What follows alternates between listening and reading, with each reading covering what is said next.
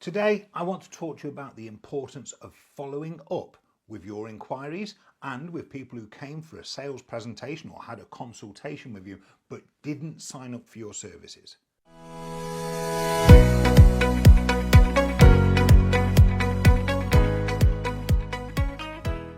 It's well known in business circles that it's standard practice that the more you follow up, the more sales you will make.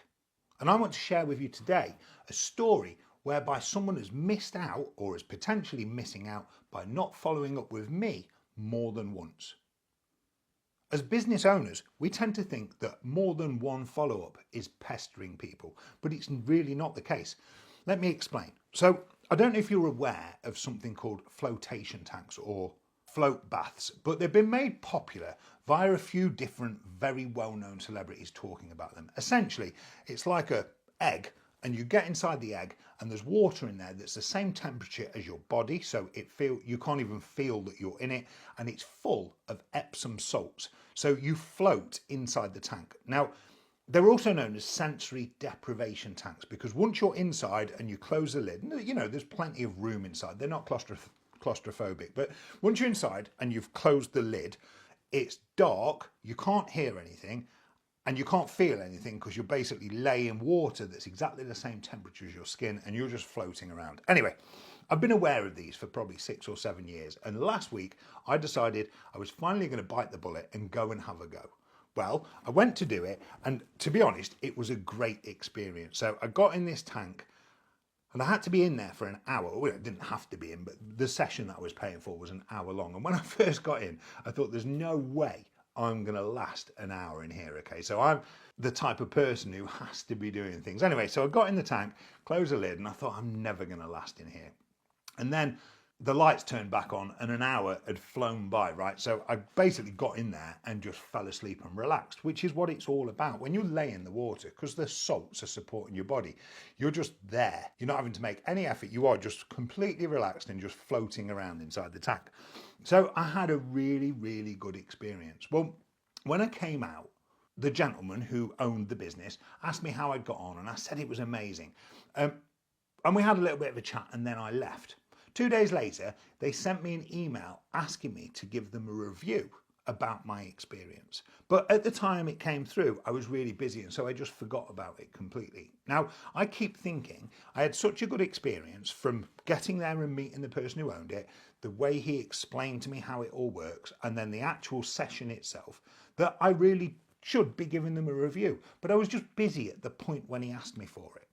Now, the fatal mistake that he's made is he hasn't followed up again, because if he sent me an email at a moment where I was sat and I wasn't doing anything, I would absolutely write him the testimonial. I keep thinking I really must do it for him. But the reality is I'm just not going to do it off my own back. Not because I'm miserable, but because I'm just too busy, sucked up in my own life to even think about it when I'm in a position where I could do it.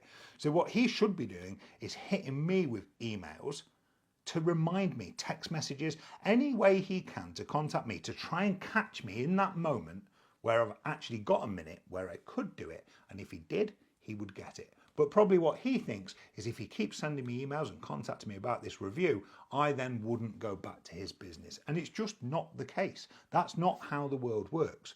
Well, exactly the same is true when it comes to people who've made an inquiry but don't then take the next step and book in for a consultation with you, or when you've sat with somebody face to face or on Zoom, you've done your consultation with them, but they don't take the next step and make the purchase.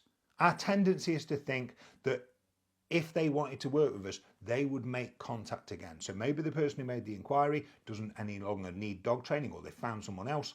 Or the person that sat with us and said they need to go home and talk to their partner, maybe went home and spoke to their partner and they've decided that I'm not the business for them. But rarely will that be actually what's happening. What's actually happening is life just gets in the way. And so think about it. If that person who made the inquiry has contacted 3 different dog training companies, and then not actually taken the next step for the consultation, but one of the businesses keeps contacting them, checking in with them. How are you getting on with the dog? Do you still need help? I realise that you made the inquiry, but we haven't managed to get into a position where we can help you yet. Would you still like some help? If they get those contacts from one of the businesses out of the three, they're going to immediately feel like that business is more interested in helping them than the other two. And so when they are finally in a position where they want to make the move, that will be the business that they contact. So my message today for you is, one, the importance of following up with people. You really must be following up with people in your business, and you must do it numerous times. There's a saying made popular by Dan Kennedy, who's a sales guru, that you should follow up with people until they buy or until they die. And whilst I don't take it to that extent, I absolutely am an avid believer in the power of follow-up. The second point I want to make is get it out of your head that following up with people is pestering them. What you're actually doing is showing them that you'd like to work with them, you'd like to solve their problems, and unapologetically, you would like their business. The more you show someone that you're really passionate about helping them get the results that they want, the more likely they are to work with you.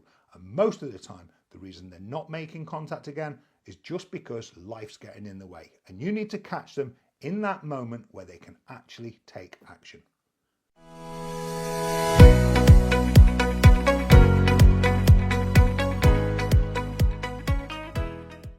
Here at Faith Wolf, we're hugely passionate about helping great dog trainers run highly successful dog training businesses.